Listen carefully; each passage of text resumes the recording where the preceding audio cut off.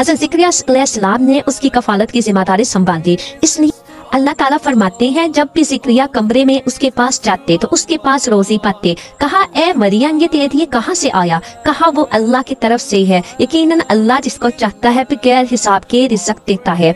मुफस्सिरीन कहते हैं कि हज़रत ज़करिया अलैहिस्सलाम उनके लिए मस्जिद में एक अच्छी जगह खास करती, उनके अलावा वहाँ कोई न जाता। वो वहाँ अल्लाह की इबादत करते और अपनी बारी पे बैतुल मुक़द्दस की खिदमत करते और दिन रात अल्लाह की इबादत में मसरूफ़ रहते। यहाँ तक कि अल्लाह के नबी ज़करिया अलैहिस्सलाम जब भी उनके कमरे में जाते तो उनके पास बेमौसमी फल पाते। सर्दियों के फल गर्मियों में और गर्मियों के फल सर्दियों में पाते। वो पूछते ये रिज़्क़ कहाँ से आया है? वो कहते अल्लाह की तरफ से है, यानी अल्लाह ने मुझे अता किया है। यकीनन जिसे अल्लाह चाहता है बेहिसाब रिज़्क़ देता है।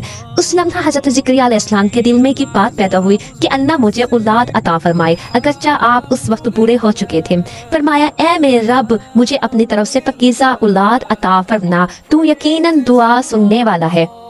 अल्लाह ताला ने फरमाया उस वक्त को याद करो जब फरिश्तों ने कहा ए मरियम अल्लाह ताला ने तुझे बरगज़ीदा कर लिया और तुझे पाक कर दिया और सारे जहां की औरतों में से तेरा इंतखाब कर लिया।